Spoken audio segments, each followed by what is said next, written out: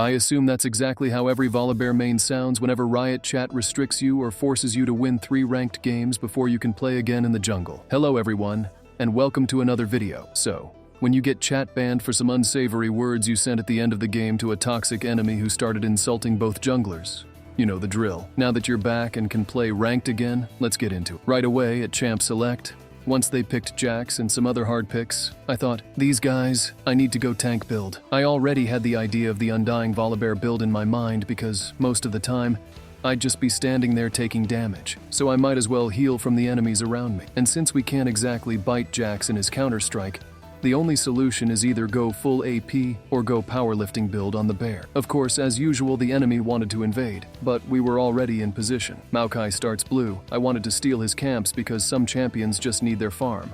Unlike us, Maokai scales well with HP and experience. Luckily, our team was reactive, and we managed to chase him down in his own jungle. While we were fighting, I thought, maybe we need that level 2, because everyone's still level 1, and our level 2 is pretty strong with a guaranteed Q stun. I've noticed in past games that I always get the losing bot lane. I don't know why, but there's this bizarre urge on both sides to go for the coin flip 2 versus 2 fights. The one who picks a melee support, most likely defeated. And why would you go before waiting for your jungler? Why dive after the jungler ganks? It's inconceivable sometimes that these people make plays at the most random or wrong times. Still, we managed to pick up a kill, and at this point, I'd say we've got about 1,000 gold. And if you don't read patch notes like me, you wouldn't know that Mercury boots now cost 1,300 gold. Yes, that's basically selling your kidney for boots. Instead, you can get regular boots, a Kindle gem, and a pink ward. So, after a lot of thinking, I've decided the only solution is to never die. Buy Mercury boots early. Save it for late game, sell your boots, then buy MR boots. Early game, invest your gold elsewhere, benefit from boots of swiftness. Why not CDR boots, you ask? There's a saying, speed kills. In real life, speeding over the limit that might put you in danger. But in League of Legends,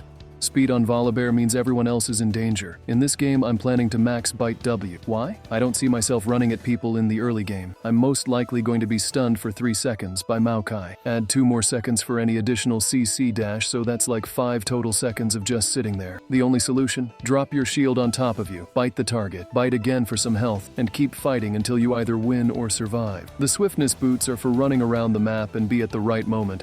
Like a plot twist in every manga these days. Well, to be fair with you, now that we're done with the intro and the reasoning behind going for swiftness boots early to reach your power spike quicker rather usual, you could also opt for runes that give you movement speed. But the problem is, most of those runes fall off in the late game. Now let me be honest, this game was played right before the new patch where they nerfed, or as Riot likes to say, changed, tweaked, upgraded grasp of the Undying. The new rune is now supposedly even with the old one at 3,000 max health, but let's be real here. The build shines not because of the rune, but because of the way Volibear synergizes with it. It's the perfect fun and carry build so far. The main idea behind this build is Winter's approach. This item is the backbone of the build. It keeps giving you shields whenever you slow someone or stun them, both of which you'll be doing constantly with Volibear's kit. If you're playing Volibear right, you need to have that shield up as often as possible. Everything else you build after Winter's approach is just there to make those shields even stronger, or to heal with Yoru bite more. By the mid to late game, you'll be expecting to heal around 1,000 HP per bite, which, let's be real, is absolutely busted. The key is reaching that stage before anyone else in the game. So, don't be shy to KS kills. Farm whatever you can, and don't worry about your teammates. As you probably saw at the start of the video, Lux ulted just to get the kill, not to help us. In other words, we don't need allies with this build. Now here's the cherry on top. This build works especially well against mages. Why? Because let's face it, how often do you see someone build Serpent's Fang? Maybe once in 20 games.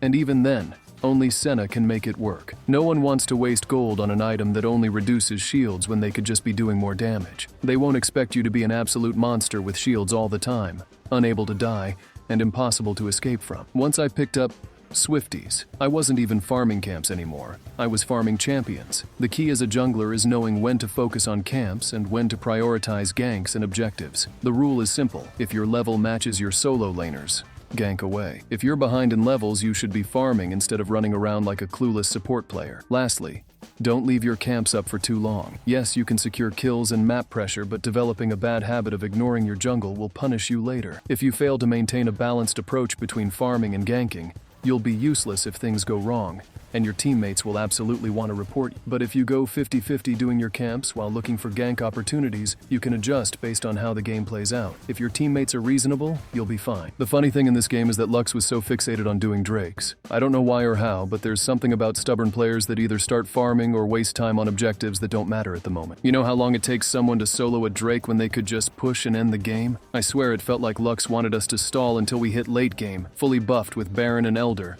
when all we really needed to do was run people down, kill them, and just finish the game. And I'm not gonna lie, I was having a little too much fun this game just running people down. I wasn't interested in doing anything else, but I was still fuming from being chat restricted and forced to play 3 quick play with trolls. Like, seriously, the person who thought of this punishment system either enjoys bringing out the worst in people or needs to rethink how to punish players for flaming. Why am I getting punished while the guy who started it isn't even reported? But whatever, let's leave Riot and their stupid methods to another time. At this point in the game, we're absolutely crushing it. But that's no reason to slow the tempo and start farming camps. I know for a fact that the only way they can kill me now is if they group up and blow all their ults and summoner spells.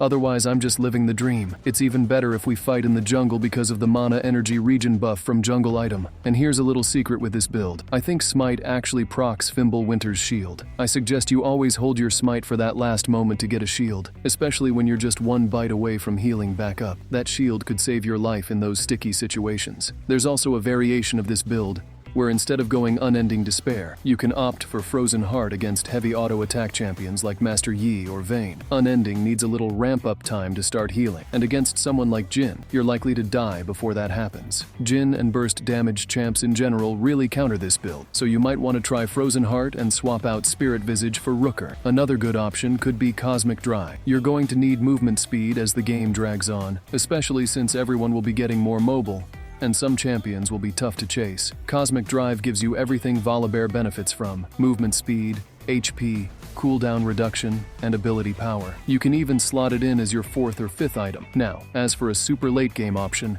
instead of something like Rift Maker for sustain, you could try Hullbreaker. I was actually thinking about going Jackshow for more resistances, but as a jungler, Hullbreaker gives you extra damage when you're split pushing, and might be the last one alive. That way, you can push down towers and end the game rather than recalling and waiting for your team to respawn. Also, there is a golden rule you should always follow: never trust your allies. Here we are, trying to secure Baron, and what do? Leave me to solo the Drake, run off to fight somewhere else, then flame me minutes later asking why I'm not fighting with them. This back and forth is the beginning of the end. And you know who's not benefiting from this? Me. Instead of focusing on the right play, we're wasting time and giving the enemy team a chance to recover. So I decided, screw it. You guys handle the objectives. I'm going for a ride. No surprise, the enemy team isn't doing much. It's just that we're ahead, thanks to proper farming, timely ganks, and a dash of luck. One thing you'll notice is that we're permanently CC. And what's our only crowd control reduction? The Tenacity Rune, offering a measly 10%. So, if you're stunned for 10 seconds, congratulations, you're only stunned for 9. Not a huge difference, but it's enough to make a slight impact. More importantly, I took conditioning, because I knew I'd be dominating the mid-game and wanted to ensure I wouldn't fall off later. With recent patches making games last longer, it's crucial to prepare for the late game. If you check the post-game stats, you'll notice something. All of your runes are being used more often than before. Why? Games last longer. Less burst damage and more mobility mean that buildings like this thrive. Champions that scale well like Sion, Nasus, Veigar, and Vayne are going to dominate the meta in the next patch. If not, Freak and August will soon be crying, justifying how players lack testosterone and need to pick enchanters to compensate for their lack of skill, endurance, and willpower. But let's be real. Why pick those champions when you could go for a tanky beast like Volibear? There's a hidden psychological factor here. Once you drop below 30% HP, it's like a switch flip in your brain. Suddenly, you're more focused, faster, stronger, and more patient. It's a survival instinct that pushes you to play better, and this build enhances that pressure. The fact that states is prolonged will bring out the best for you as long as you can fight and stay alive at low health. In other words, you are an adrenaline junkie, and there is no shame in it. But the sad part is that people prefer flashy projectiles, mobility, and mages. They want to zoom around with their combos, not realizing they're missing out on the true thrill of survival and raw power in the late game. Or simply I suck at landing skill shots if I am being honest. Well, this is the last play of the game. And to end on a good note, I think the next time I'll be trying lethal tempo with a slight variation with the build. Hopefully that works. If not, we'll be sticking with this build until we start seeing that purple border or get demoted. Until then, make sure to do the usual ritual. Subscribe, like, and leave me a comment. Hopefully you're having a better time than I am in Ranked. Thank you for watching, and it was a pleasure. Take care everyone, and peace.